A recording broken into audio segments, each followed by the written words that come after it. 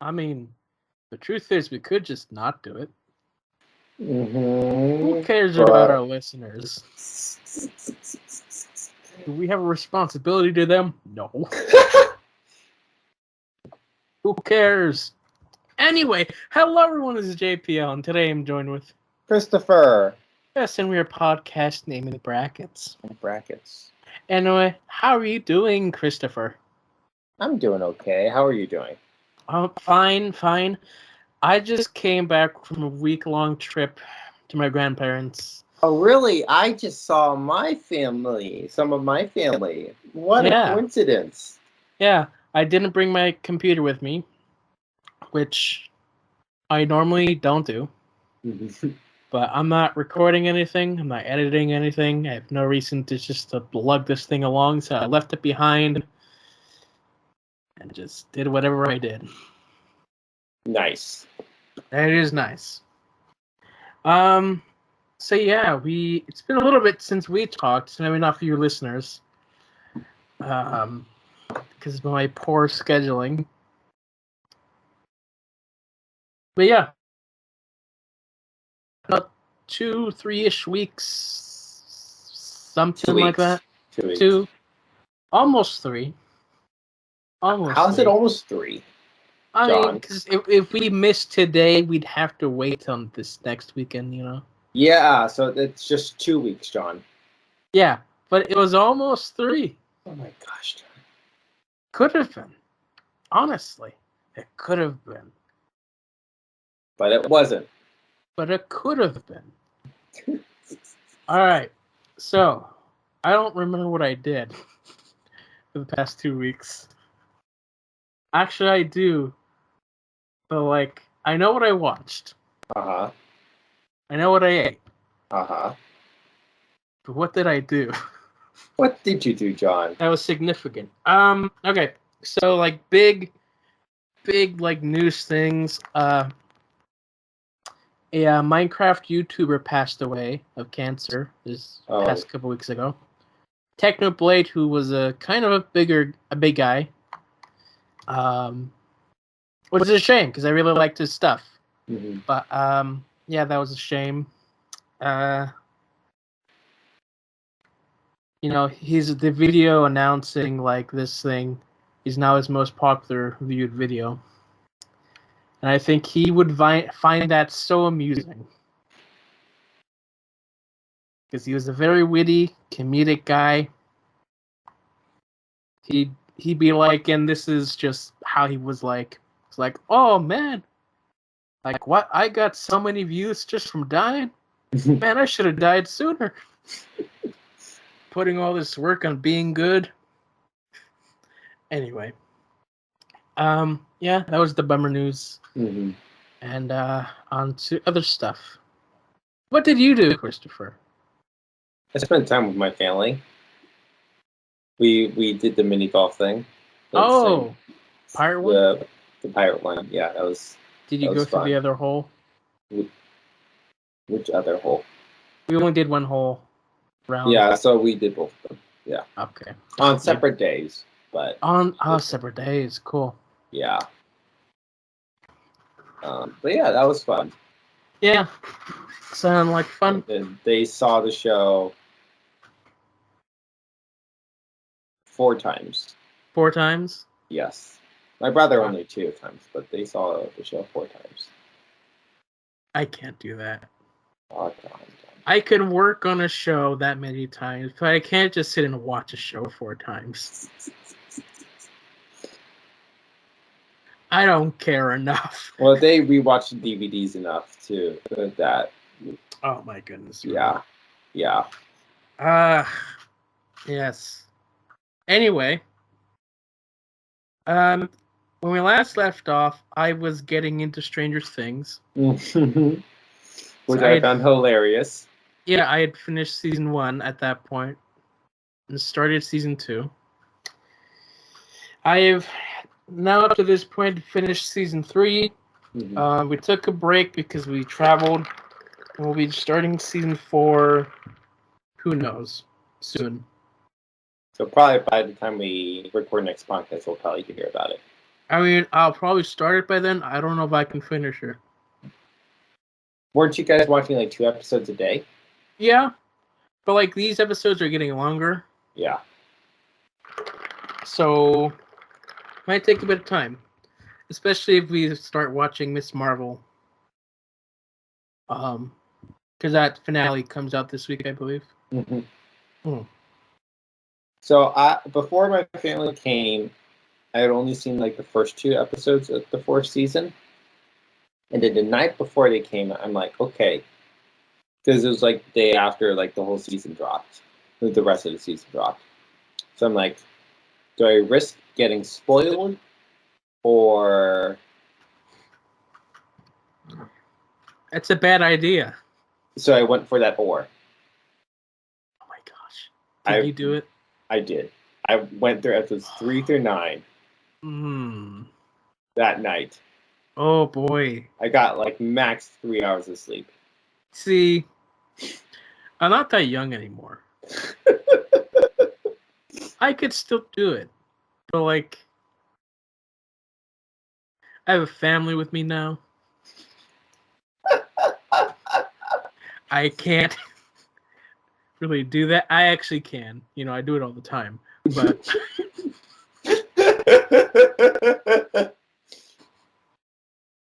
but you know what I mean. It's a lot. It's a lot. It's a big decision. I don't make that decision lightly. Yeah, no, I get that. I actually do. I don't actually even make the decision. I just watch the next episode. Just keep doing until I feel like I'm almost done. Then I'm like, oh, I'm almost done, and then I finish it. I think there's like you kind of observing me. I am not that intentional to watch things, hence why I had only gotten to episode 2 by the time the full season dropped. So it was almost like a now or never-ish moment. Sure. So it's like, because I knew I'd struggle to watch the rest of the season. And your viewing schedule, I don't like very much. Yeah. So, other than the Thor movie, I've not watched anything other than Stranger Things during this time. Oh, wait. No, I watched Miss Marvel episode yesterday. My bad. But still. But you watched Thor? I did watch Thor. What do you think of it?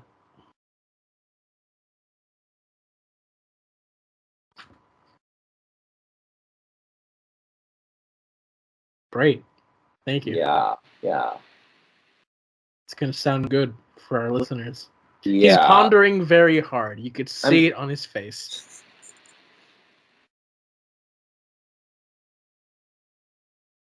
It's a very mixed bag. That's what I've been hearing. Yeah. We obviously had thoughts and mixed thoughts about Doctor Strange, but we were able to articulate it. Right. You know what I mean? Because we had expectations, of course. Yeah, expectations, but here's the thing. Like, with the humor, Taika is hard to really talk about.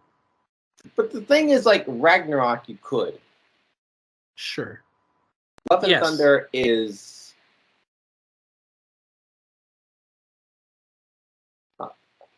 a mess.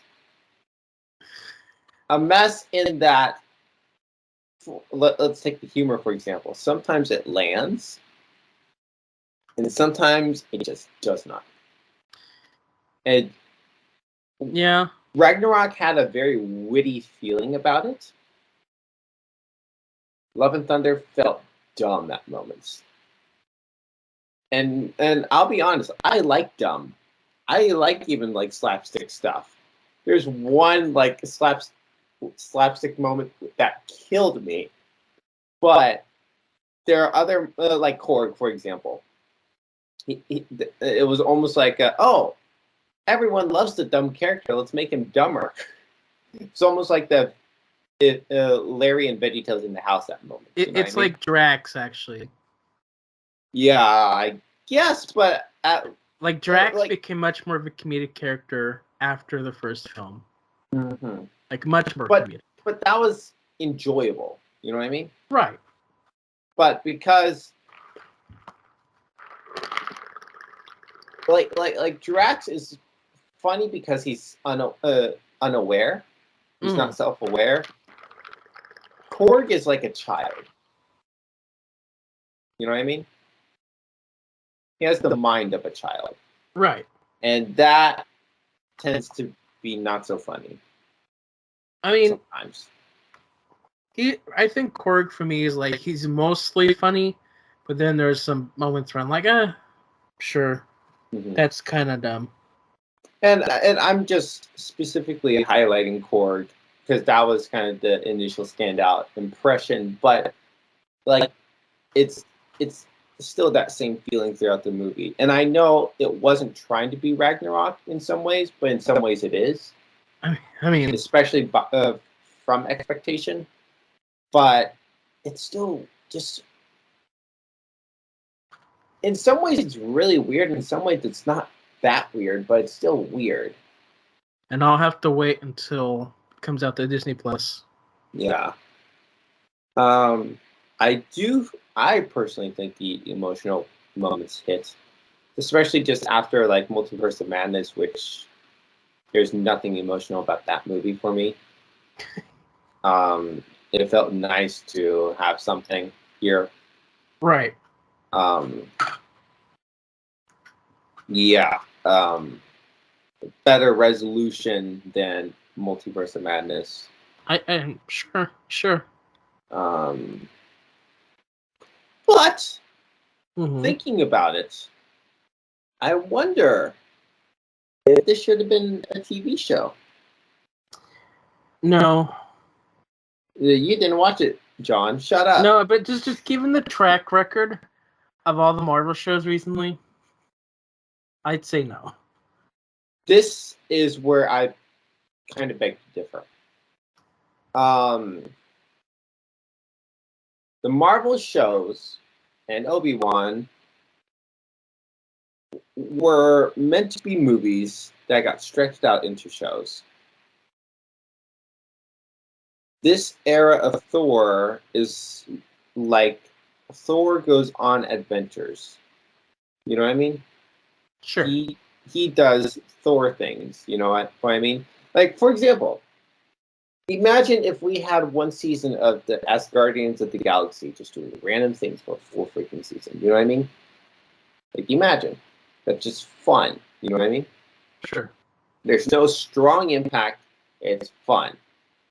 But that's just what they do. They just go on and do adventures. Now, even if it's just Thor and Korg, that's just a season of them just going out, doing adventures, and stuff. And then imagine if like they went like the Agent Carter route, where it's like like that villain of the week, but it's leading to a mystery event, which leads into the gore thing. And then here's the reason why I'm kind of thinking about my TV show idea is because of the ending of Love and Thunder. Because obviously, because of what you were, no, not bring that a little confuser. Because Thor has had movies, they don't want to just throw it into a TV show. You know what I mean? Sure. So, but it's just, especially with the ending of Love and Thunder and what the future is, it seems like something. I mean, obviously they're going to make it a movie, but just like TV show material, because until like Thor gets pulled into the next Avengers threat event, the events that happen with Thor don't necessarily affect the MCU as a whole. Right. If we're being honest, the Dark World had a bigger effect, had the most impact on the MCU simply on introducing the Infinity Stone. But like Ragnarok didn't necessarily have any impact on, on Infinity War or Endgame. Right? The original Thor just simply introduced the character. It's like there isn't like, Ant-Man and the Wasp, we introduced the tunnel, and then therefore it's in Endgame. And then also with this movie, it doesn't necessarily seem to be like contributing to these big storylines that we're having with the MCU. So, I mean, I don't think there's going to be anything necessarily wrong with Thor just going on adventures in the TV show.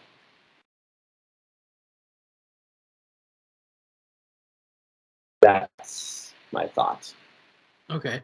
I'll have to wait to see it, but I just been really wanting to have a superhero movie where it's multiple stories, like a few episodes of a TV show, but that they connect by the end. I would really like that.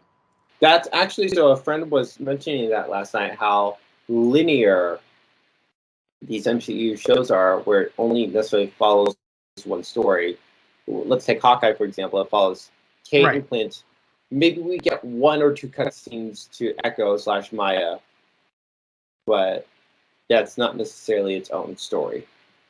Sure. It's so, and it's like, dang, that's interesting. These really are just movies stretched out. These are not TV shows. Yeah. So sliding back into Stranger Things. Yes.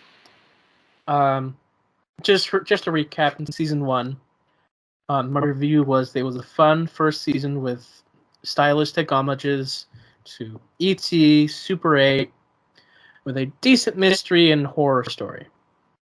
And I gave it a 3.5 star, which for me is like above average. Mm-hmm. Yeah, I was happy with your 3.5 stars. I'm like, generally, okay. I enjoyed it. Yeah. Okay. Going on to season 2. Season 2, I gave 3 stars, which means it's average. Mm-hmm. And here's what I wrote down: a second season that greatly ups the stakes. While it is cool to see bigger bads, it does struggle with suspension of disbelief. Because, you have these kids going up against this giant smoke tentacle monster and a bunch of little dog demigorgons. They survive. How? I don't know. Stylistically, the show is very similar to classic 80s movies,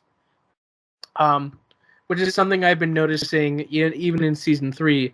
Is that they're taking like these ideas and tropes from 80s movies. For like season 2, I could definitely tell that like having the army of demigorgons felt a whole lot like the Aliens movie, where in the sequel they upped the ante. Instead of just one alien, they got like hundreds. And like they had similar ideas where like they have the tracking device where you see all of them coming in on the radar. Similarly to, I guess, Tremors 2, where you have a different breed of tremors, I suppose. And like finishing what I say is that I really like the character dynamics in season 2 because they were made fresh. Because characters who previously never interacted were teamed up, which was like, holy crap, this is a great team up. And so overall, it was a decent season that I felt this could have been the end of the show. Like, the ending was like, oh yeah, that's a good ending. You didn't need to continue. And then that's how I felt at the end of season 1. I feel like they had more open-ended questions at the end of season 2. I felt there was more open-ended in season 1. Well, I feel like they created open-ended questions at the end of season 1 that didn't have to exist. Right, but like season 1, you had, oh, he vomited a slug. That's not good. What's gonna happen? But like season 2 is like, okay, there's something more with the the smoke monster. Not really. So it's like we want to know more about Not really. Not really. It was just the characters had a good time. The last thing you saw was like, oh, the smoke monster, it's in the upside down and it's not happy. You could have just ended right there. We didn't really need to care that he wasn't happy, you know? Him not being happy could have just been, you know. All right, season 3. Oh boy. Again, 3 stars. Okay. I'm very mixed with this season. Okay. Okay, here's my review. A third season that really jumped the shark. In their attempt at making the season bigger, things got weirder and silly. Suspicion of disbelief is thrown out the window. With the cast getting older comes the teenage angst and stupidity. The writing became lazy as it made characters do stupid things in order to extend the runtime. The saving graces come in the form of the comedy and the next level VFX. The mystery was not as interesting and really dragged on in places. And I consider the weakest season. But yeah, no. When I think of this season, I just think of the VFX because they were. I was shocked at how good these things were looking. Even though Meat Monster, I was. It's a meat monster. What the heck is this? How are characters surviving this? It's a freaking meat monster. They're so dumb. Hopper is hilarious, but I love Hopper. He in this season's like, screw the law. I'm gonna do whatever it takes to do these weird things. Sorry, one of my favorite Hopper moments is in season 2 when Mike and Elle are. No, my bad. It was season 3. I'm so sorry. It was actually season 3 when he had to have some talk or whatever. See, and he was just so happy. That was one of my favorite moments. See, I didn't really like some of that because, again, the teenager stuff was just so dumb. Yeah, no, I think it made me really dislike those characters, like doing those things. It's like, wow, I thought these characters were smart. Now they're doing dumb things. Dustin was Dustin, you know. Yeah, I think one of the biggest issues is the fact that, and then when you enter season 4, now we have more characters, but each season adds a few more characters, and then now the writing starts to devote its time and energy to specific characters. Sure. And then other characters suffer. So like Mike, I felt like his strongest season was the first season. Yeah. And then the other seasons. 3 is definitely his weakest because the season was more focused on Hopper and Dustin. And Steve, Steve shone in this season, I thought. Yeah, Steve, I like him as the babysitter guy. Yes. Because he's so funny. Yes. But it's also, kind of weird how he's now only considered the babysitter guy.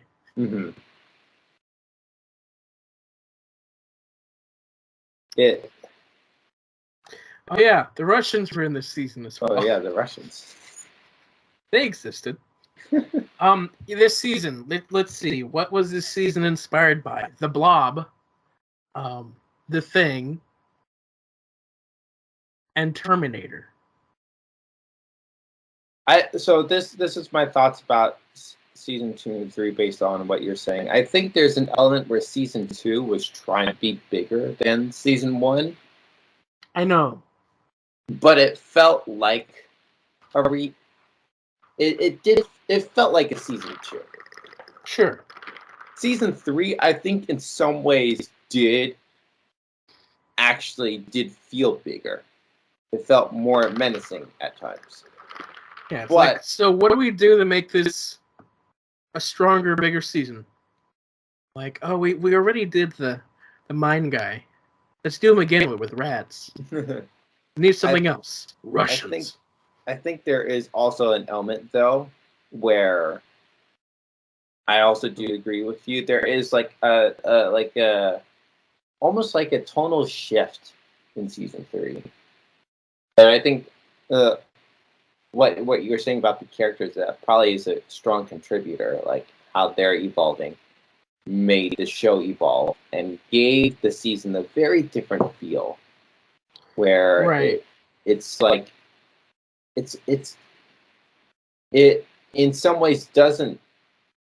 It in some ways feels like a season 3 because it's trying to find new footing, but at the same time doesn't feel like a season 3 because it almost feels like a different show. Sure. But in some ways, I did like the different feeling. Like, I'm trying to imagine, like, what the heck is season 4? Yeah, I'm really curious your thoughts on season 4 because like, how much more can they do? Because there's season 5 coming. Season 5 will be the last season. So. Yeah. So like, what more can you do? Sure, the Upside Down is a big mystery. Mm-hmm. I don't think I want to really know much more about it. Just leave it be. I think I was. There were some choices in season 4 I was impressed with in terms of the mystery of the Upside Down. Right. So that, because I felt like season 2 and 3, season 1 introduces the concept, but seasons 2 and 3 didn't necessarily. They were just like, oh, there's these weird things about the Upside Down, but didn't like reveal anything about the Upside Down. Right. Season 4 actually starts to. And there's one of the episodes which is like a reveal episode, and that is honestly one of my favorite moments in the show.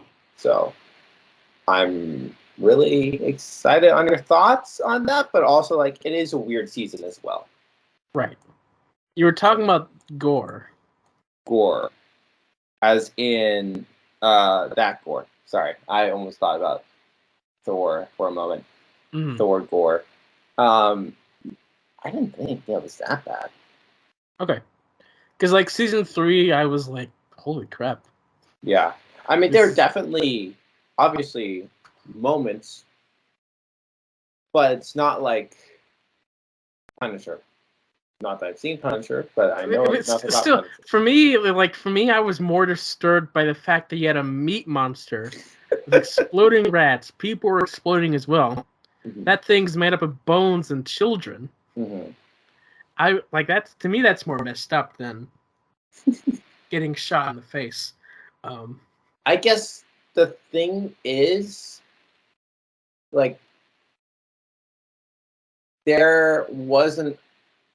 So even like in season 2, when Bob got eaten by the dogs. Oh, that was like vanilla.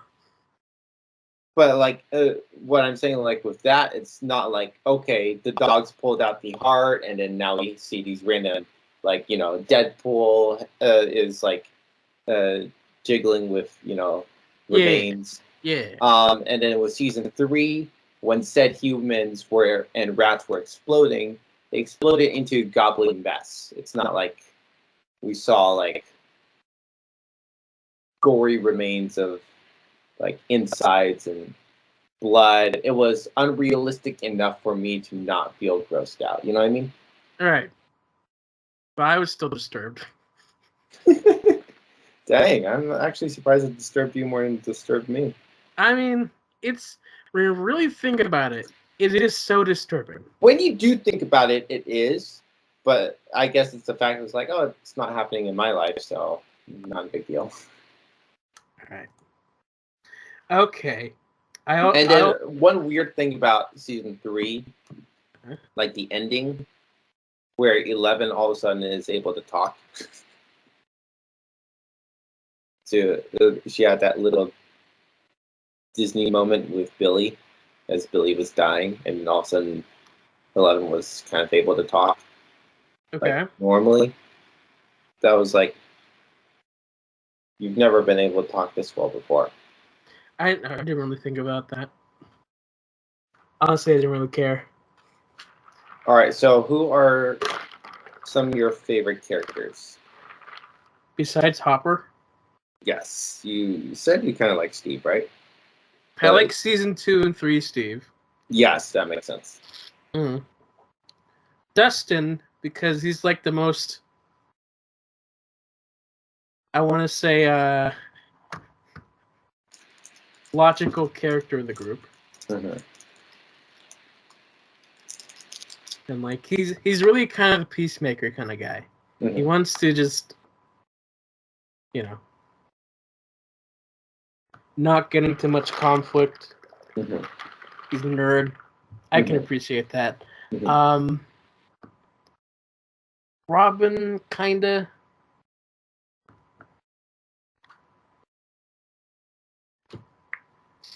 Cool. Yeah. Those are the main ones. Okay, so actually one thing with season 2, that one-off episode. Oh my gosh, yes. With the sister. I've been waiting for that girl to return. I'm like, you don't just show a character like that just once. Like, that character has to come back. Also, they mentioned in the episode that the Papa was still alive, but we haven't seen him yet. So either they forgot or they don't care.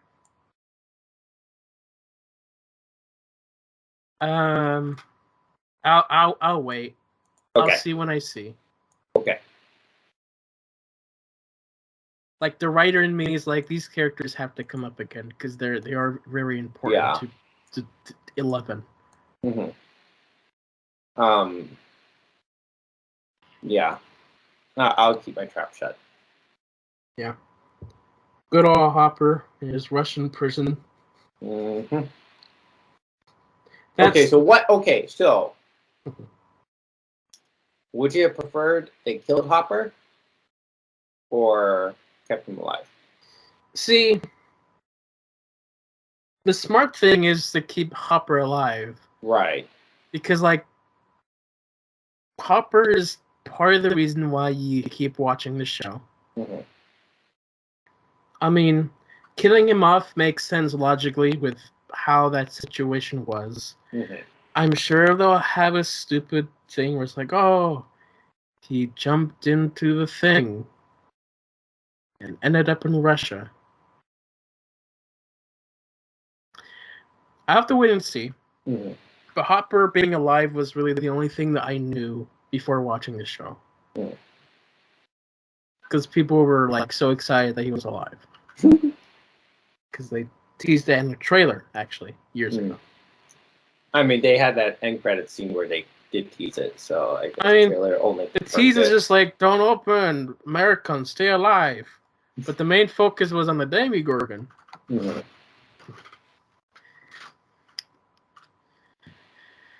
Yeah, so Iron Fist.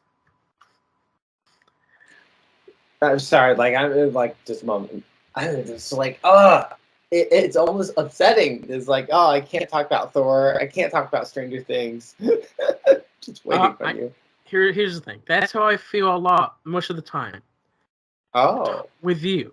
Oh. With like so many other things. It's like, oh, so this is like your revenge or something, huh? It's like I can't talk to you about Doctor Who or half of Star Wars or The Lord of the Rings or Harry Potter or But it's not like there's anything My Little new Pony with Harry Potter or Lord of the Rings, right? Or the Marvel shows or DC stuff. Mm-hmm. But yeah, no. You get to experience what being a fan like with a friend who hasn't seen it yet. Okay, then. I'm glad you enjoyed torturing me. This is the way of life, Christopher.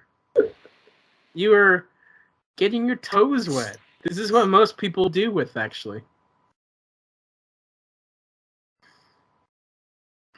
Proceed, John. Iron Fist. Proceed, Iron Fist. I finished that because that was such a that was such a hard time to watch. Okay. Here's my official review. Mm-hmm. A poorly executed first season of a show with good potential. My rating was 2.5 stars. The protagonist. I'm not gonna lie. Sorry, with Stranger Things, I actually thought you were going to give season 2 and 3 2.5 stars. So it's actually surprising you gave it 3. Season 3 was almost 2.5. Okay. But it was the comedy and VFX that really saved it. That's fair. All right, continue. Okay. The protagonist. I'm so sorry. One other thought. But you were talking about like characters making dumb decisions, and then it was mostly Nancy, honestly. Okay, I love Nancy though. I know, but this season, like, she was like, "Oh no, the monster's right there. I'm just gonna stand here, not run away. Oh no, I'm in a room. I'm just gonna stand against the wall while it comes towards me. There's a window right there. There's a door right there. Mm-hmm. But oh no, I'm just gonna stand here." Mm-hmm.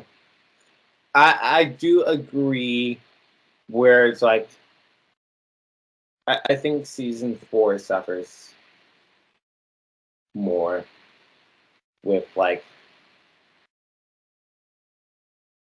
we really went through all this. So it's really just like those tropes. Mm-hmm. The lazy writing trope is just like in Doctor Strange when they're running away from Wanda, but they shut a door and they just stop for some reason. Well, that was to do with Sam Raimi. Right. But then like American Chavez, when they're told she's coming through reflections, she stops to look at a puddle. Oh my gosh. Like that type of writing. That's what I've been seeing. Gotcha. But anyway, so actually what I meant is like a storyline that feels unnecessary. You know what I mean? Billy and the Mom. Billy and the Mob? And the Mom. Mom? Yep. Oh my gosh. Like, here's the thing. That was kind of a funny joke in the second season, but when they continued it, I'm like, oh, now it's getting uncomfortable. Yeah. See, like that's like we really have to sit through that. You know what I mean? I know. So yeah, those. Season 3, I was like less inclined to watch the next episode as I was the last 2 seasons. Mm-hmm. It took me a bit. I was like, I had to watch it, you know. All right, Iron Fist. Yeah, go on. The protagonist is not interesting, and is quite frankly an emotional idiot. Honestly, that's the character right there. The side characters are more interesting, but sometimes get pulled into bad writing. While there are several fights in the show, they're killed in the editing, which is something that you more so notice upon a rewatch. The protagonist never uses their abilities when they should. That's lame. So it's like there is more of the Moon Knight in Moon Knight than there is the Iron Fist in this show about the Iron Fist. Yo, especially considering that's his freaking hand, you'd think he'd use it more. I know. So here's the thing. Let me finish this thing. The show is clearly rushed in order to get to the Defenders. While the show may be tolerable for an initial first viewing, it is a dreadful rewatch. Part of it is, like, I know the character from cartoons and other stuff. I know what his full potential is. And so seeing this character never use his abilities, it's like watching Spider-Man or Wolverine never using their webs or their claws. You know? Yeah. That's kind of how it is. And those are the first things they turn to. Yeah. What's a Wolverine fight if he doesn't pull out his claws? Yeah, what is it? It's like Iron Fist. Oh no. I guess I gotta end this fight. Turns on the fist. For like 2 seconds for the final thing.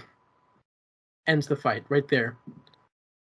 And in universe, they talk about the Iron Fist. It's like, this Iron Fist is this legendary warrior. There's this footage from the 40s where the Iron Fist, both of his hands are glowing, and he's such a competent warrior. And he's in the costume as well. Then we have our normal guy who never uses it. He's never in costume. All right. I did a rewatch of Young Justice Season 2, which was a slow rewatch that I've been doing for months. I'll skip that because that's... My roommate is watching through Young Justice. Cool. It's a good show. But, again, because it got canceled and then re-brought back, it's just not been, it's not been the same. Then I got to the Defenders. Yay! Honestly, this was just so refreshing after Iron Fist. Like, I was binging it. I was like excited to watch the next episode. Anyway, this was 3.5 stars. Iron Fist got what? Iron Fist was 2.5. Okay. So the Defenders. A cool miniseries with its ups and downs. Seeing the Netflix Marvel characters come together was lots of fun to watch after seeing the 5 seasons of build-up. The different lighting that represented the characters was well placed, and the writing for the characters was diverse and on point. So each character had like a different color to represent them. And what's really cool is like the different lighting and how it changed to represent those characters. And like when they came together, you could see like spots of those colors all around. It was really cool to see. Okay. The different ways they transitioned from one show to another was also pretty cool, because tonally they're different shows, and they, for the most part, match that. The weakest part of the show was Iron Fist. With his editing style. What? And the final payoff. Because Iron Fist's editing style was bad. And for this, like, I believe they combine editors to like do stuff. And so whenever the Iron Fist people did their stuff, it was not great. That's crazy. And yeah, like the final payoff for Iron Fist was just weak. Weak. The show built up a cool mystery that wasn't as well. Sorry, the 5 seasons of shows, they built up to a cool mystery that wasn't as well revealed here. Again, because they were rushing. The final confrontation was lackluster compared to the first half of the season. But yeah, the first half was greatly built up, and then slowly they just began to like. It was clear that they were struggling to figure out what to do, like towards the end. Okay. The music built up to the final battle pretty well. It was good. But of course, when they started fighting, but was replaced by a weak rap song and poor audio mixing during the battle. Like this was something that I had noticed like when I first watched the show back then. It was like the rap song was just bad and was like only represented one of the characters. And was like the audio mixing was just so bad. Like it was laughable. Like it's hard for me to explain. Like you'd have to watch that fight scene to like you could tell it's like, oh, something's not right here. It's silly. Okay. Overall, this show was cool to bring these characters together and finish storylines that were 3 years in the making. However, I also struggled to juggle the different show plots, characters, and styles for a satisfying conclusion. I still really enjoyed it. It's an 8-episode show. Mm-hmm. It's an easy rewatch. But yeah.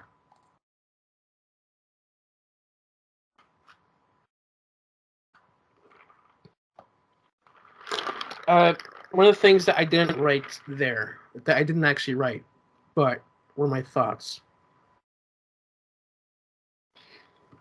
where I love the way that the characters came together, how they first met each other. Because it was just natural. They bumped into each other following the same mystery, which is really how the superhero stuff should happen. It's really how the Justice League movie should have been. Avengers, I could let them group up fine, sure. But here, I really liked how they met up by accident. And I felt like their struggles were very natural to the characters. It made sense. Whereas, the Avengers' struggles were a little bit more forced to runtime. Okay, speaking of Jessica Jones. Cool. They changed the name card in the show. They did what? Yeah. To its original title, or the title they were planning to use, aka Jessica Jones. Well, that was kind of always the case, wasn't it? No, it was just Jessica Jones, wasn't it? Yes and no. Like, officially, it is called Jessica Jones, but, like, I do believe the logo had aka Jessica Jones at one point. From what I'm seeing, that's what they changed the title cards on Disney Plus to be. And that's fine. Each episode title always had aka this thing. Yeah. So, it's not an issue. I thought it was interesting. It's interesting. Okay. So then, The Punisher. Oh. The Punisher. Your favorite. Grandma walking, you watching it? No. I stay in the basement in a secluded area. It's really great. Okay, Punisher. I had 4.5 stars. Because it's not quite 5. Here's my review. A fantastic first season. This show is a great commentary about PTSD and how different people deal with it. John Bernthal gives an amazing performance that ties up the story of his revenge. And that's what I wrote.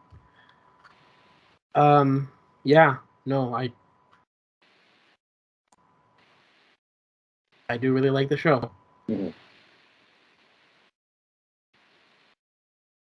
So, did his dog die? No. No, his dog did not die. Okay, good to know. Just checking on him. Sure. No, but yeah, Punisher. Again, it's like Daredevil. I just really like watching the show.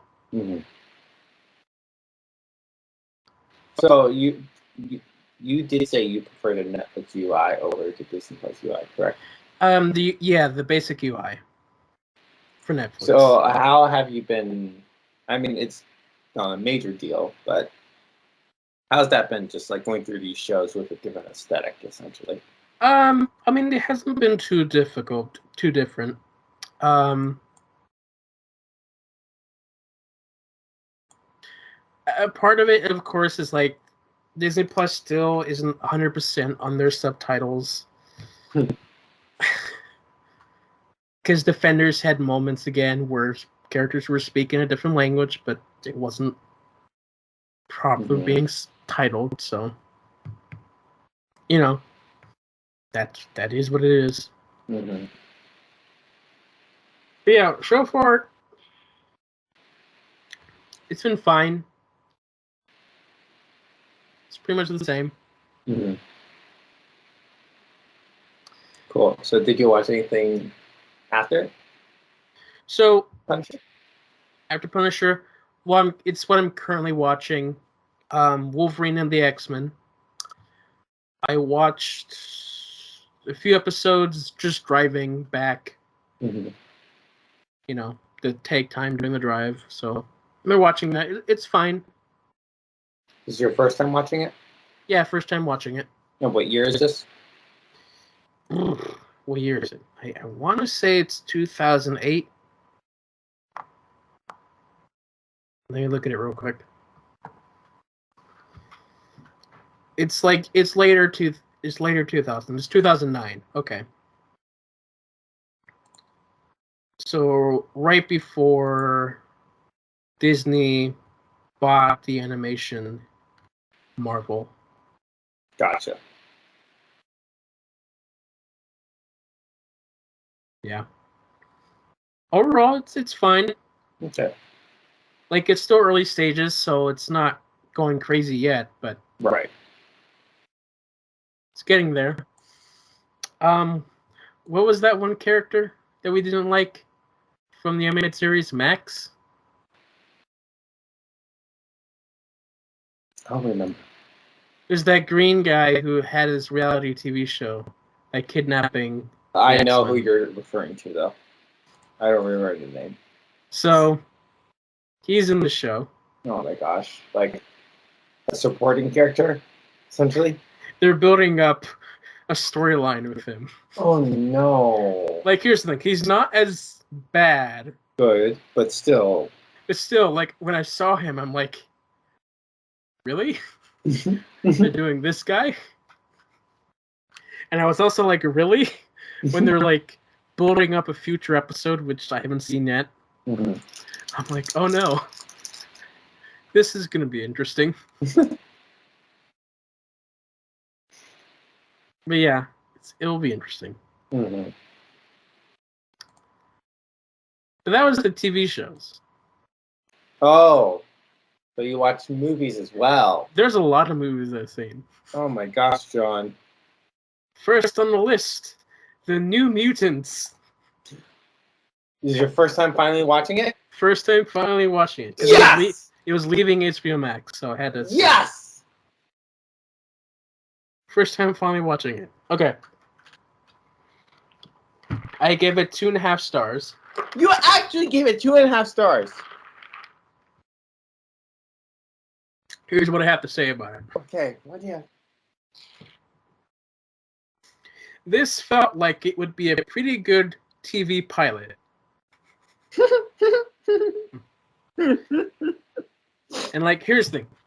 This could actually have been a good movie if what we got, the whole film, was just the opening act of the film. And the rest of it was our characters surviving the world. Mm-hmm. Like, it did have an interesting start that slowly just lost interest. Mm-hmm. Yeah, because the film started, I'm like, this is kind of interesting. I don't know what Christopher's talking about. And then the film kept going, and it's like,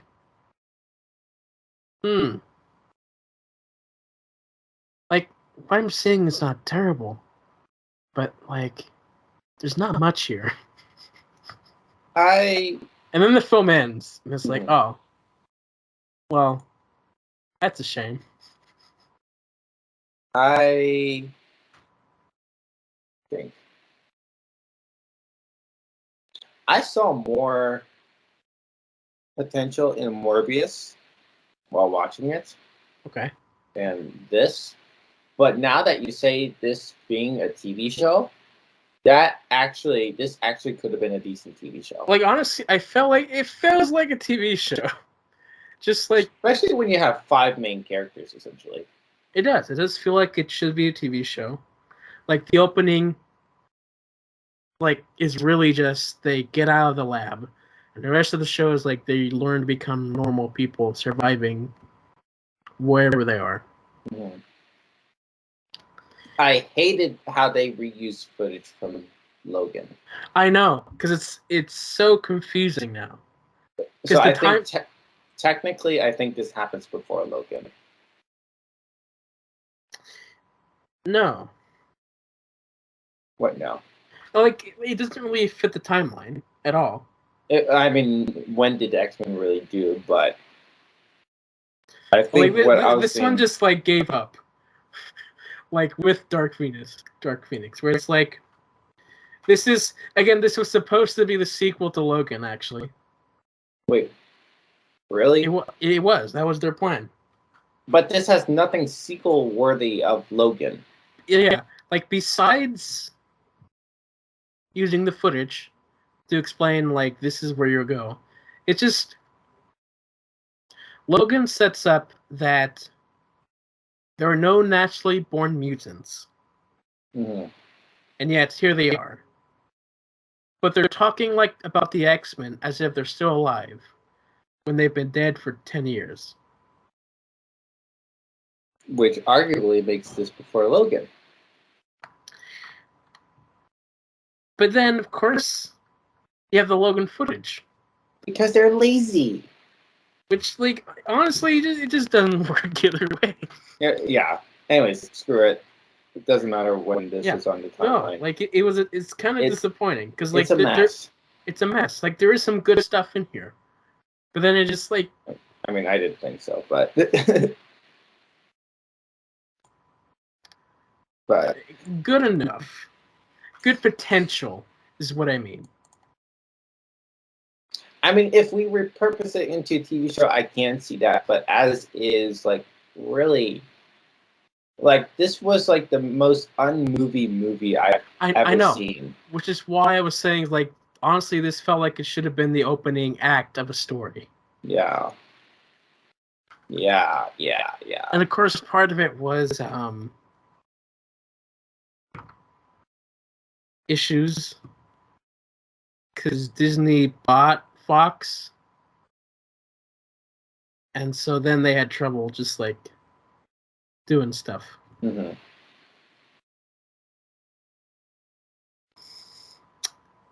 And that was that. But then I watched The Green Hornet. Is that a DC movie? No, it's not. Never heard of this. It's a superhero movie. It came out in 2011. I saw it when it first came out. Mm-hmm. But it's a very forgettable movie after your first viewing. Mm-hmm. I remember it more. But no, The Green Hornet was actually like a radio drama back in the 40s and such. Okay. That was turned into a TV show in the 60s alongside the 60s Batman. They did have a crossover episode, but Green Hornet is not DC. Because back then, they didn't have a fully established legal thing together. Mm-hmm. So, yeah, no, this film it's interesting. I give it 3 stars. Does it star people I would know? See, I don't know. Seth Rogen. I've heard the name. Yeah, Seth Rogen is the star.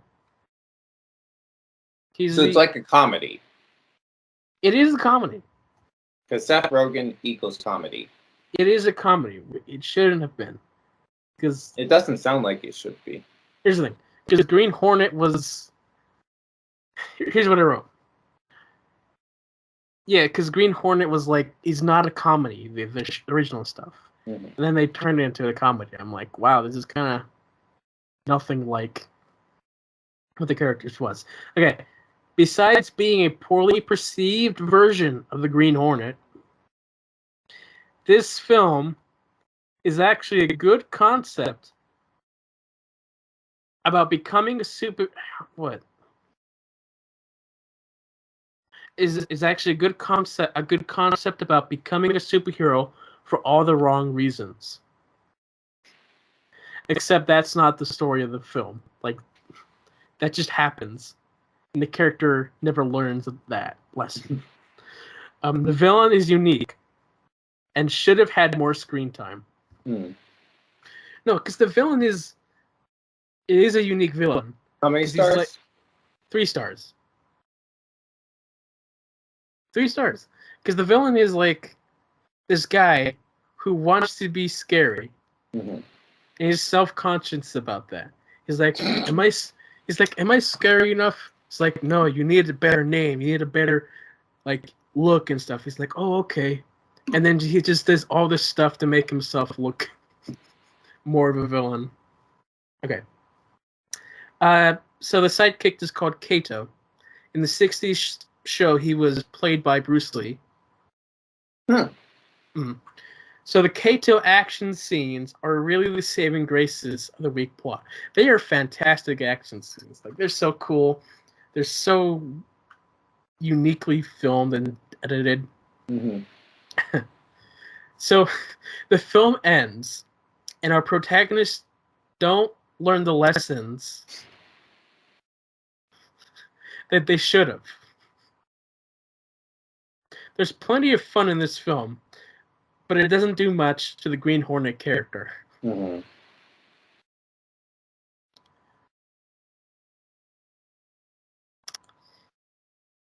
I think the film would work better nowadays versus back then.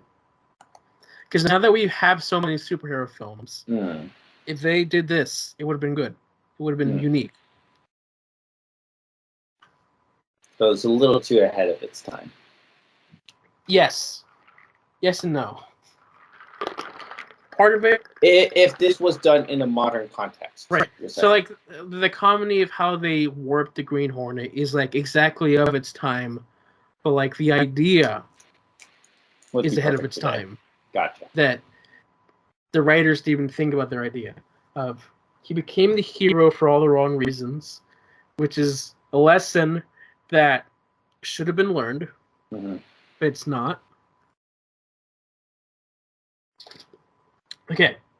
Then I watched Superman 4, The Quest for Peace. Sorry, what? Superman 4. When did this release? 1987. Okay. This is regarded as the worst Superman movie ever. Okay. And one of the worst movies ever. It's actually really bad. Even worse than Man of Steel? Oh, heck yes. It's so bad. Like, watching this film is difficult. I give it 2 stars. Still gave it 2 stars. Here's why. In this tragedy of a film, there was the potential for the best Superman story to be told. Because it really is. Because the film starts with the idea of, like, because it comes out during the time of the Cold War, and, like, nuclear stuff is going on. People are scared, and so a little boy writes a letter to Superman saying, like, Superman, you could end this thing if you wanted to. Which gives Superman the idea to have the quest of peace by getting rid of the world's nuclear power. But then the film focuses on something else, which kind of relates, because they wanted him to have a villain to fight, but, like, it should have been, the movie should have focused on Superman's quest for peace and how his actions to intervene affected the world. Instead, half the film... That would be, like, such an interesting, like, character study of, like... I know. He's his own enemy, almost, because I know. he can't do it right. I know. Like, it's such a good idea. But instead, half the film was a romantic subplot. Oh. That went nowhere, actually, because nothing ended up happening with that. And a lame villain to give us some action. My final line here is, someone should take this initial story concept and make a better film today. Like, they really should reuse this idea. Because it's such a good idea. And I believe the idea was like Christopher Reeve, the actor. That was his idea as well, I believe. Yeah, That's no, the rough. VFX are rough in this film compared to all the others. It's really bad.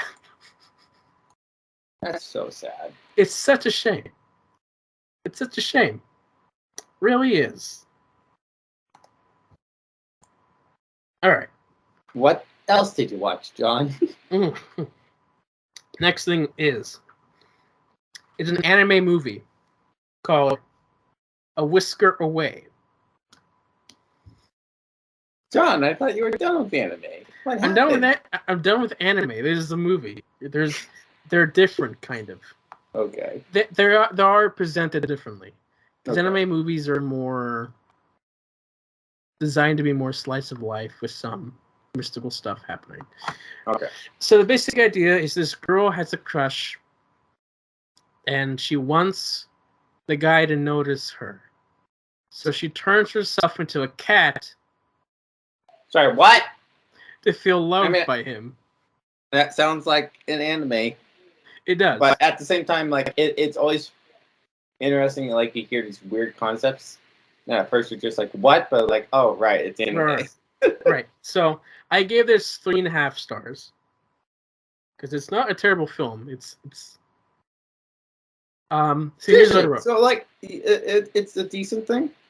It's a decent film, but it's also like this film combines the plots of 2 other films, which are Studio Ghibli films, which are semi-anime films, and they're called Whisper of the Heart and The Cat Returns. And like they just combine those 2 plots exactly. I enjoy those films. So like seeing this, I was like, huh, that's interesting. That honestly is a really interesting concept for a movie. It is. I don't know how like the idea. I don't know. It sounds more like a TV episode, but still. Right. So these 2 movies are combined to make this sweet film about accepting that you don't need a change to find happiness. The plot is very simple and predictable because it's it's your average romantic movie and like accepting the stuff, but it's still a fun watch. Cool. So for 4th of July, oh, you did something special for the 4th of July. I watched National Treasure. Rewatch, actually. I watched this a lot as a kid. Okay. I still have yet to watch that movie. It's on my list. Right. I gave it 3 stars. Mainly because it's aged. And like, here's what I wrote. A fun treasure adventure movie that carries similar tropes, or the beginning of the tropes, that will later be prevalent and done so much better in the Uncharted franchise of games. This film is good, but it serves as a ground plan for better stories, which is a shame because I enjoyed this. And now, like, thinking how it compares to like the Uncharted stuff, it's like those films, like, they're very similar in ideas, except Uncharted takes it a step to a better direction. Like, this is very vanilla. It's fun, but like, again, it's basic. After years of the initial ideas from the stuff being done better, it's like, oh, well, it's not really that. So, if that was the 4th of July, and today is July 11th. Yes. How many more did you watch? 6. Oh my gosh. I watched a lot. Being stuck to your grandparents, you gotta do something. So I watched. All right, what else did you watch, John? All right. Spy Kids. I've heard of it.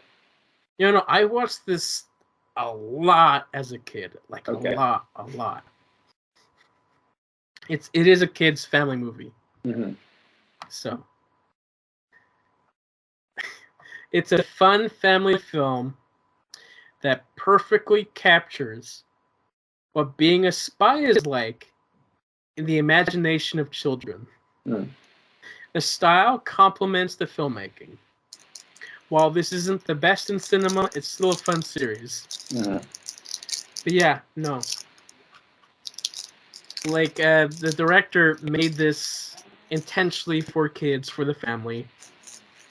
And I think, like, the vision of just how cool spy stuff is Mm-hmm. for kids. Like, this is what kids think spy stuff is. And they really nail it. Mm. And, like, I really loved this as a kid. Mm. It's not aged well. But it's a good family film. Mm-hmm. This was in 2001, by the way. So, yeah.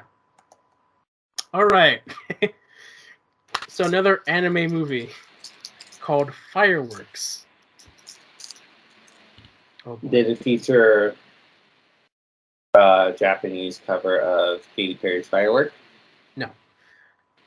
Missed opportunity. Yeah, this is 2.5 stars. Oh boy. A film that had an intriguing premise but didn't seem to know what to do with it.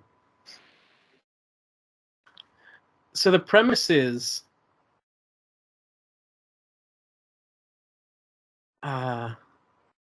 this guy likes this girl. Mm-hmm. They go on a date, but things mess up.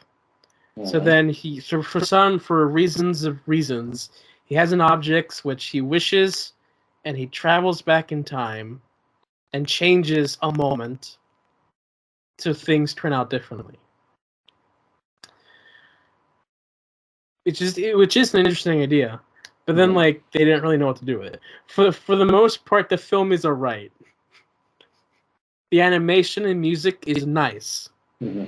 But the story didn't seem to have a conclusion. Like, it's really weird. The ending is so weird. Because part of it is, like, after, like, redoing things, he starts to notice that his world is not correct because physics don't work the way that they should. So their fireworks don't look the way that they should. So he's redoing things to try and get the fireworks to work, and so that his relationship with this girl turns out. But then the film ends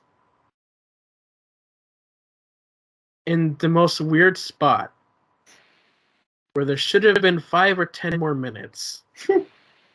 And it's so confusing. So confusing.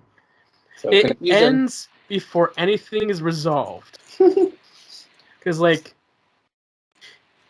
you have to deal, because, like, they ran away from their parents. His relationship with his best friend is ruined, because his best friend liked the girl as well. And then the film ends. Ends before anything is resolved, and is confusing on the implications, because I don't know what it really meant. And there should have been a third act to bring things full circle.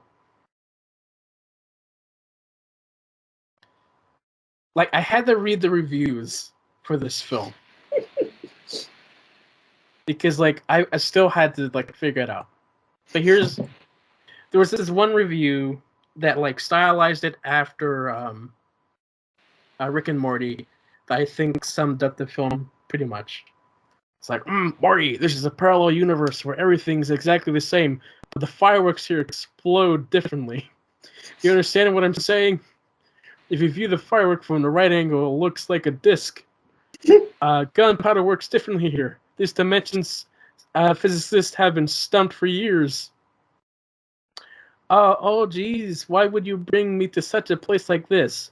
But then the episode ends and never find out why. That's exactly how it is. Okay. So then I watched the Worst World movie. It came out in 1973. 3 stars. Mm-hmm. It's a film with an interesting concept. But then the TV show happens, and it's just better. The TV show has more memorable characters and emotions. But again, the story in this film is so much simpler.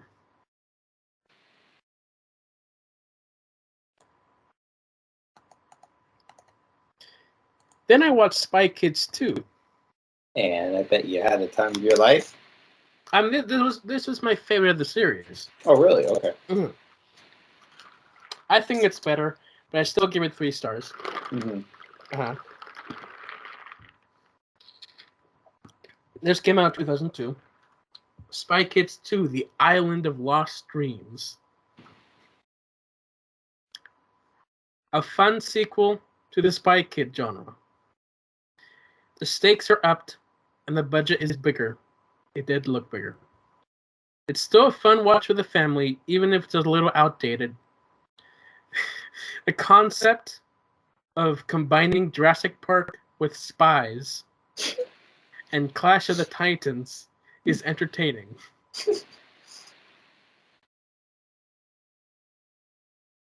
That's that.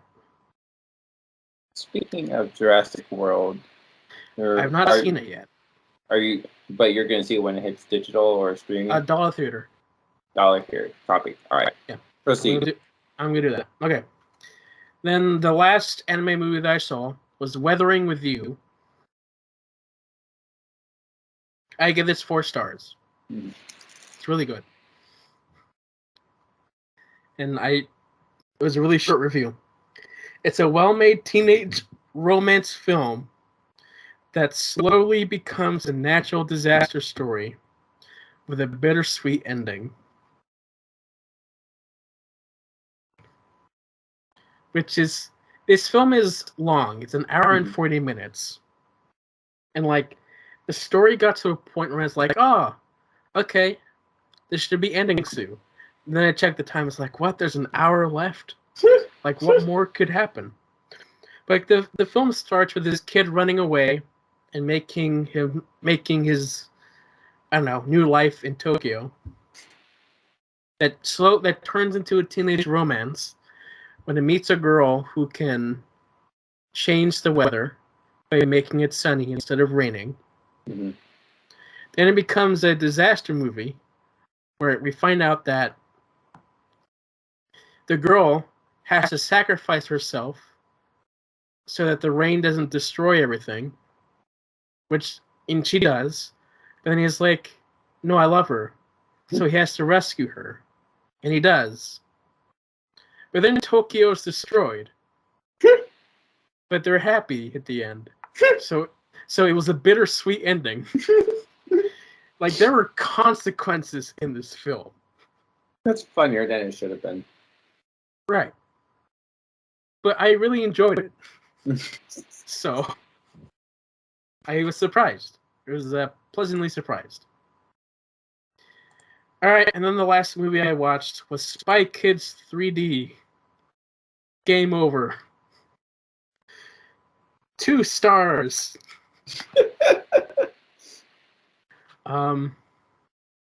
This film was so much better as a kid because you weren't critical. I wasn't critical, and plus, it's more of a kids' film. This one is much more of a kids' film than the other 2. Here's what I wrote. The questionable conclusion of the original Spy Kids trilogy. This film doesn't have a great plot, or even challenging for the characters to learn, or even a challenge for the characters to learn. Just the plot happens, and the characters go from one place to another without a logical. I don't know. It just happens. Most of the film focused on making it look like a typical early 2000s video game. It surprisingly achieves that goal, because the idea is there's a new VR game, and so the kids go into the game. But I think they did a really good job at selling the early 2000s game mechanic stuff. Oh boy. This film was meant to be viewed in 3D and is actually immersive when done so. Because I saw this in theaters in 3D. This is the first 3D movie that I had seen. And so far, it's the best one to do 3D. Because, like, you're in the film, and it's not 3D for the entire film. It starts out in 2D, and then when the characters put on the VR goggles, you put on your glasses. And when they take it off, you take it off. And when they put it back on, you put it back on. And it's like, cool. So what year was this? 2003.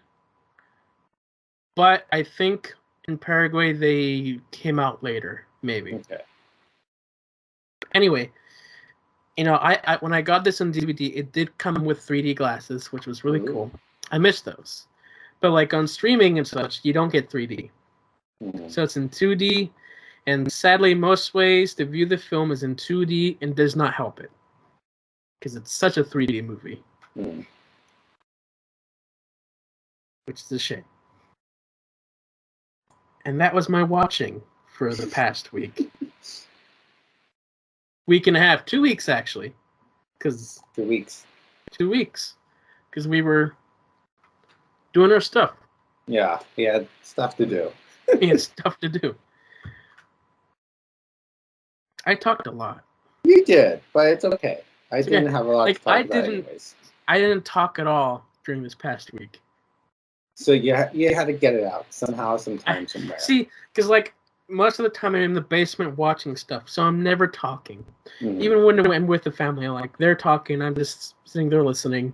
Yeah, like good little boy. So I don't talk, and like my throat has to catch up with that.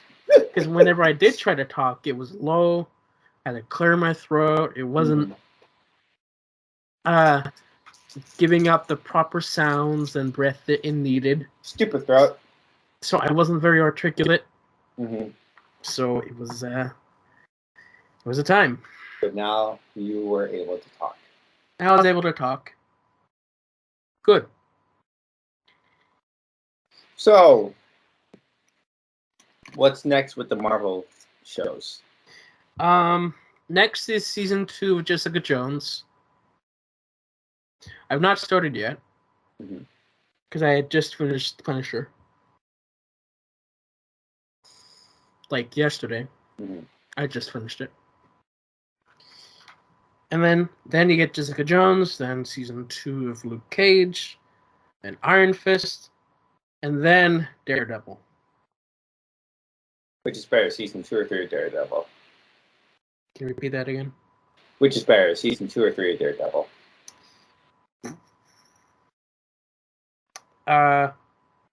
Well, I'm going to have to rewatch season 3. I know. But I think season 3 as a whole has a better story that's more complete than season 2 was.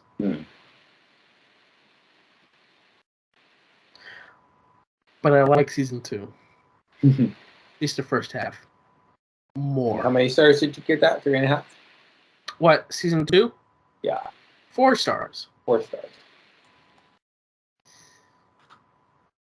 My guess is that season 3 is going to be 4.5.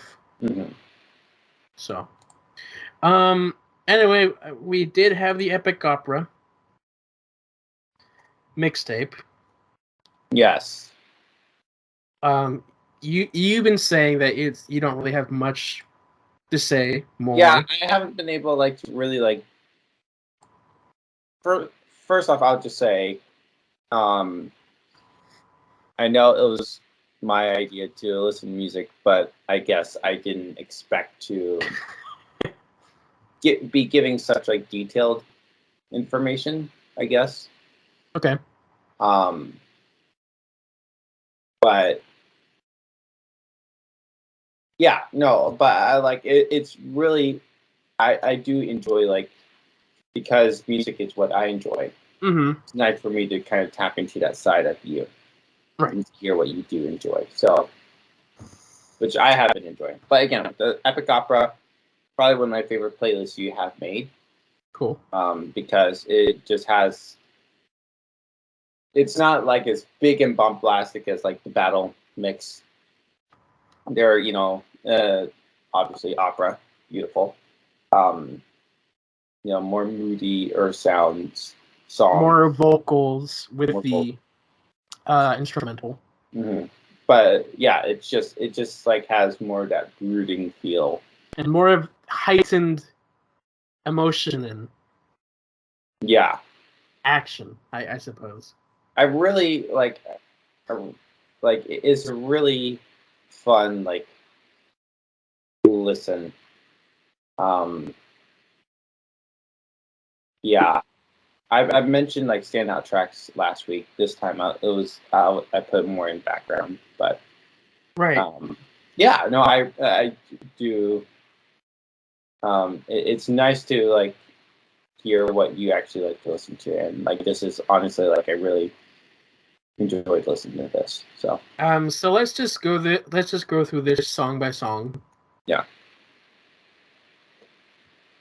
So we start off with Duel of the Fates, which is the music played for the fight with Darth Maul at the end of episode 1, which is the double-bladed lightsaber guy. Mm-hmm. For you. This one song is like most Star Wars fans considered like the best piece of Star Wars music. Interesting. I say so when it's done with what's shown on screen versus listening it to by itself. Because I like it by itself, but it works better when it's with something.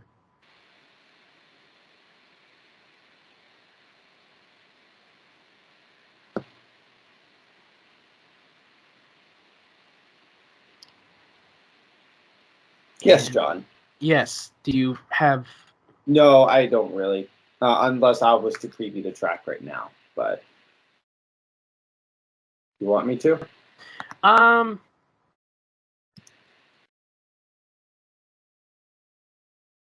If you want to give yourself like a couple seconds, of just reminding you what the track was like. There's a few tracks, like looking at them, I definitely remember, and I could say something, but just a hot second. Let me write this down. The timestamp down.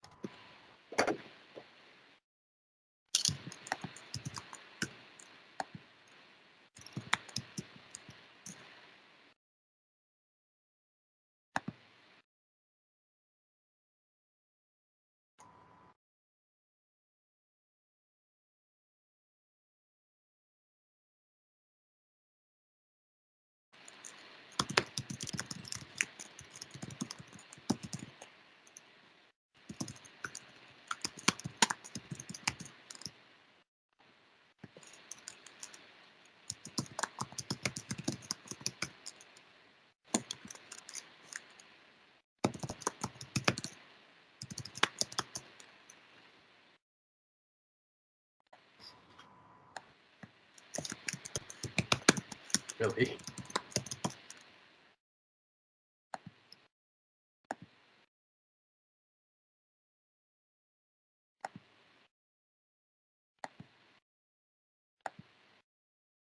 Sorry.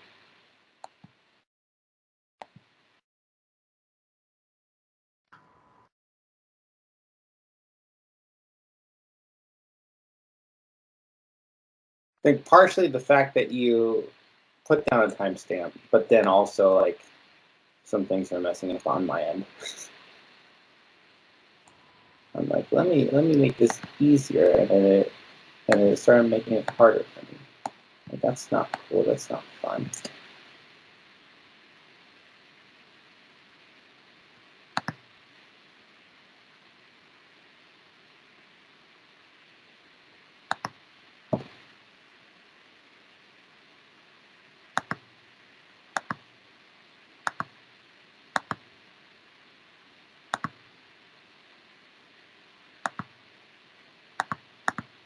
All right, jumping back in.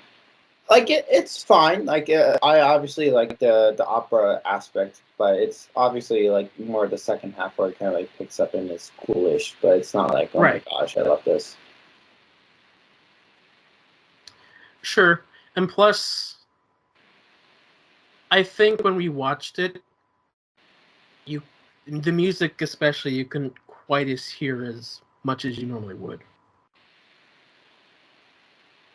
That's just my rant of your system.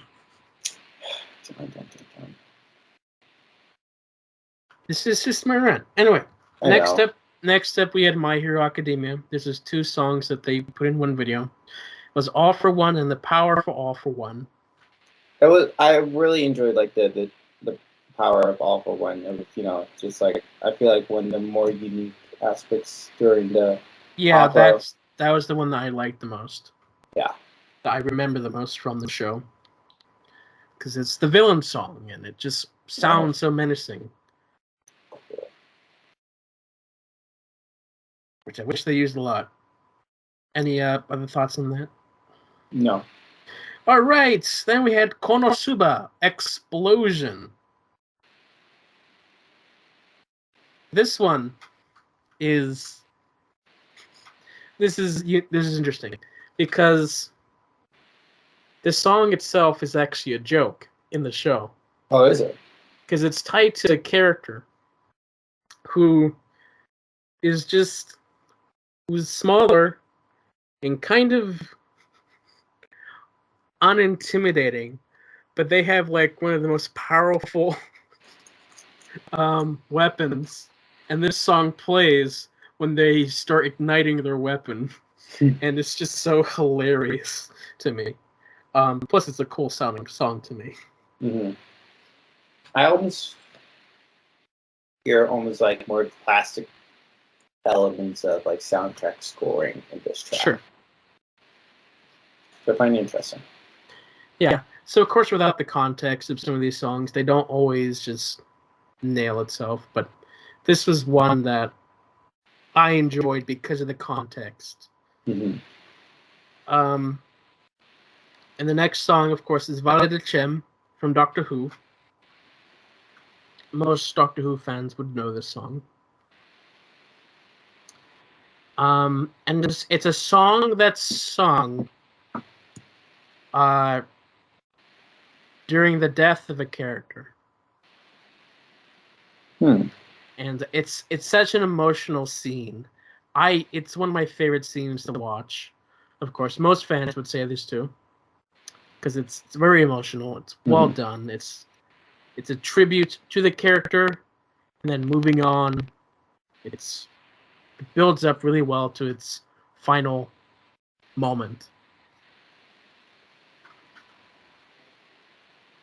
Yeah, like revealing, in fact, like now knowing history, like it has like that sound, but without knowing it, I mean, it's good, but it's not like, oh my gosh, I love this. This is amazing. There's no, even just musically, there's nothing that like pulls anything out of me. Right, and of course, it's one of those things that's, of course, most of the stuff is just better when watching it in context. So, but this is just one that I think of my the most memorable moments of the show, of course. And the next song is from Full Metal Alchemist Brotherhood, called "To Be King."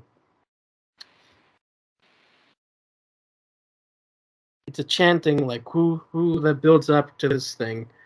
I'm trying to remember where it is in the show, because like a lot of the music shows just replay in moments. This one is specifically around a character whose goal in the show is to become the king. And this plays when he's like giving his motivational speech, which happens every 5 minutes in anime. They have their speeches and they're emotional. It's like epic music and whatnot. But this is for that character. Yeah. It has a fun drive to it, but it also almost feels like an intermission in this playlist to a degree. Intermission? That as in like because most of these songs are more brooding, so this one has more of like a different air to it. You know what I mean? I guess so. Yeah. Makes sense. Like a commercial break. Which is good to have. And then the next song is Fear Within, which is from Batman Arkham Knight. This is a song that plays whenever Batman is on a stealth mission, which is, I think the song works better in the game than just listening to it by itself, because I don't love it by itself. Mm-hmm. But there's parts that I do like. Like that's a lot of this playlist. I feel like it's solid background music. Nothing against it. It's just like, but just like works really well like in the background. Like this one is definitely made for the background, of course. Mm-hmm. I mean, they all are, but like those most so effect moments where this was designed to replay during certain game elements.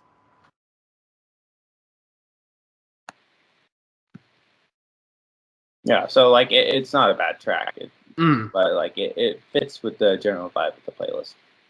Yes. And then the next song is from the anime Death Note called Law of Solipsism. This song is played during our main character's murder spree,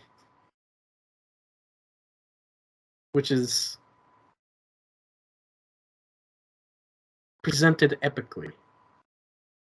Kind of sounds like a character running around in the city in like the 40s, almost at the beginning of it.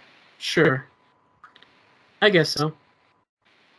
But no, the basic idea of this show, just to give you some context, is that you have a notebook, and if you write someone's name in the notebook, they die. So the murder spree is they're just writing a bunch of names, and you cut to all these different things. It's such a weird, epic song to play, and your character's just writing. Mm-hmm. But they do it so well.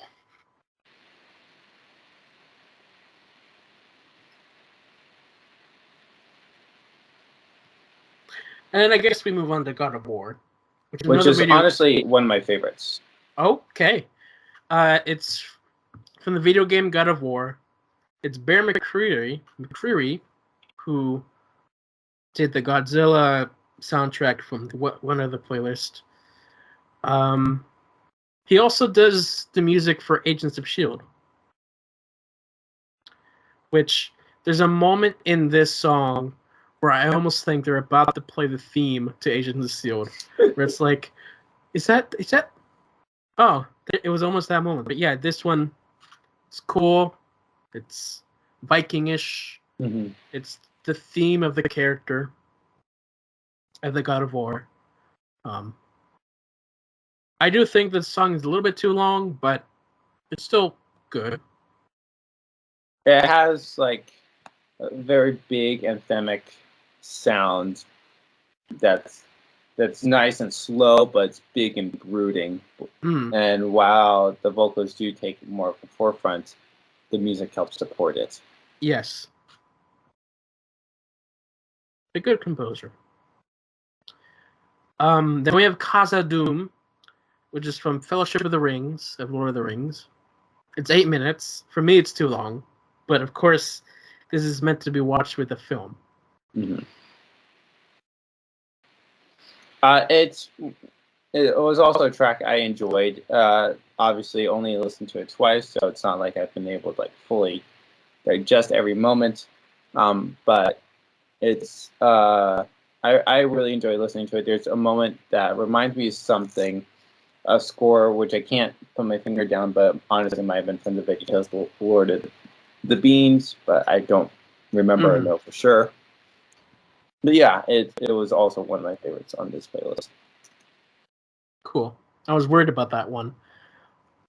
The next song is Birth of the Twins and Padme's Destiny from Revenge of the Sith, which is, of course, Padme's death and Anakin's turning to Darth Vader.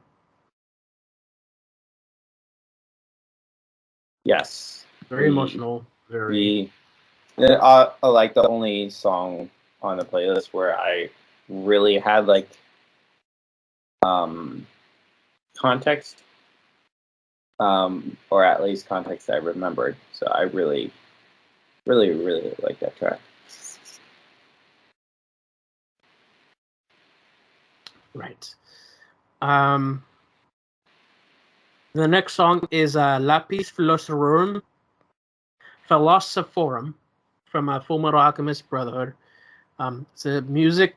It's one of the themes that replays in different styles. Whenever the characters have to contemplate death and the meaning of a soul in life, which I like. It's one of the songs that I hear that I think of the most from the show. It almost sounds like when you're in like an opera house. Yeah, that's almost kind of what it sounds like. But I will say, like, there's not like a lot about the song that makes me go like, oh my gosh, I love this.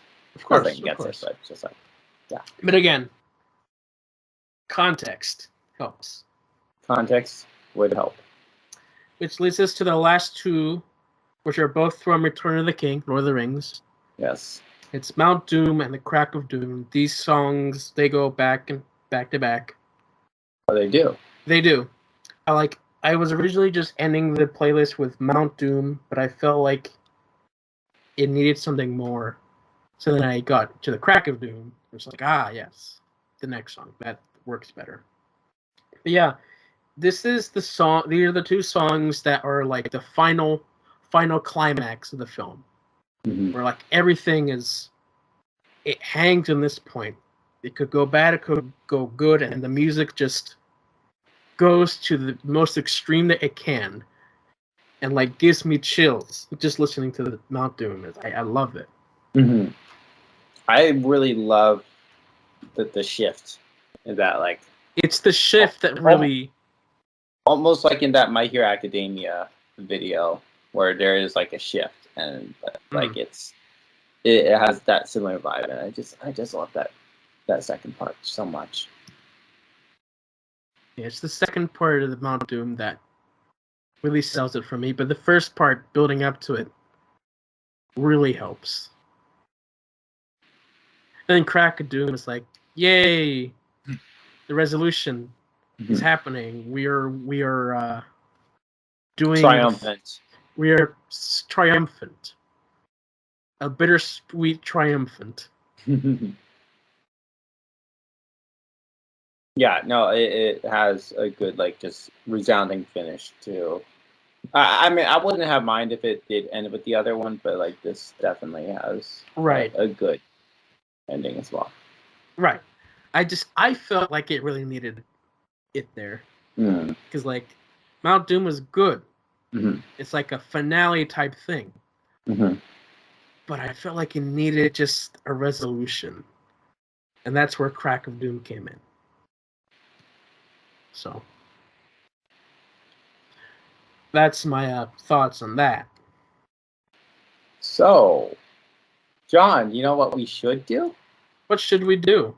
Maybe we should go track by track on the Boxing album. See, no. Why no? We already did a review. The episodes have been titled that already. I just want to bully you, John. That's I'm not all. going back to boxing. I'm not going back to boxing. John, I just want to bully you. That's all. Let me bully you. Don't. Why not? Because I love you. All right. But the next mix, I guess since we're done with the opera, is the emotional mix. I'm excited for the emotional mix. Yes.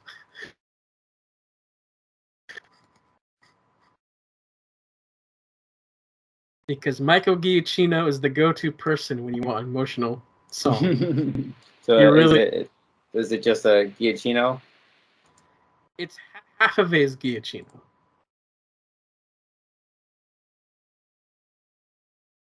I'm kind of excited. 7 songs, Giacchino. Oh, sorry. I thought you were saying the whole thing was 7. I'm like, what? Okay, 7 songs. 7 songs for Giacchino. Out of 13. So there you go. That's your homework for the next few weeks. Okay. You gotta give me my homework. Yes, I will give you your homework. So something that's an interesting that's been kind of floating around with the release of Love and Thunder is that I've been seeing publicly VFX artists complaining about working for Marvel Studios. That doesn't surprise me. Yeah, I'm just kind of glad like some of these things are kind of like going public. Yeah, because like the VFX artists in general are like not happy with the industry. Mm-hmm. I mean, even Taika laughed at a scene of Love and Thunder and said that doesn't look real. Right. So yeah, VFX Artist Reacts, good channel, good series. Mm-hmm. I'd highly recommend if you're interested in VFX just to see how it's done. Mm-hmm. Also, Stuntmen Reacts. That's also a cool sub-series that they do. Okay. Just putting it out there. Yeah. So, you got anything planned for this week, but not really? For this week, probably Stranger Things season 4, Miss Marvel.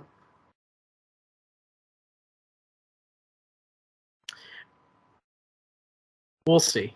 Mm-hmm. We'll see what happens.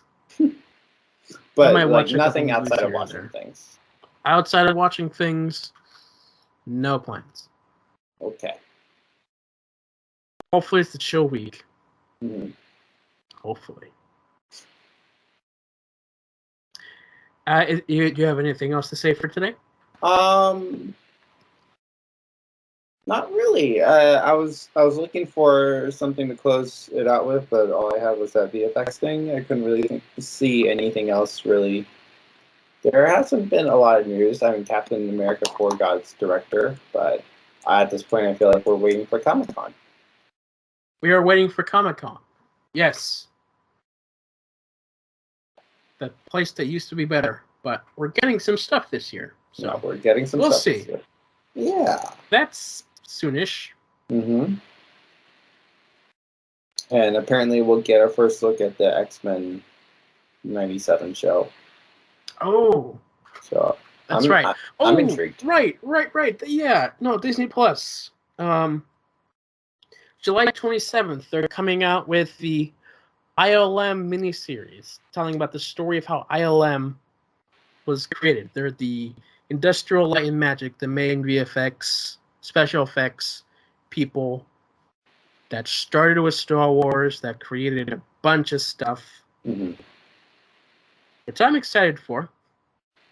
I'd say you should watch it as well. I think it'd be something I'm interested in because like they will talk about forming Pixar. Oh, okay. Like, I mean, at least forming the technology for Pixar. Yeah. And other stuff that I can't remember, but I'm excited for it because I like this stuff. Mm-hmm. So yeah. When Lightyear hits Disney Plus, are you planning to watch it with your mom? I don't know with my mom. Probably just by myself, maybe. Why not with your mom? I don't know. We can. I'm just curious. I mean, it'll give us something to do, so probably. So after Stranger Things, yes. After Miss Marvel, yes. Got another month till She-Hulk. What are you gonna watch with your mom? Well, I have no idea. I guess we'll probably catch up on Better Call Saul. Mm. And whatever we can think of. Mm-hmm. I have no idea. I make it up as I go along.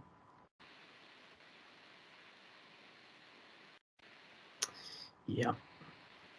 In that case, thank you guys for listening, and we'll see you on the... Bye. Bye.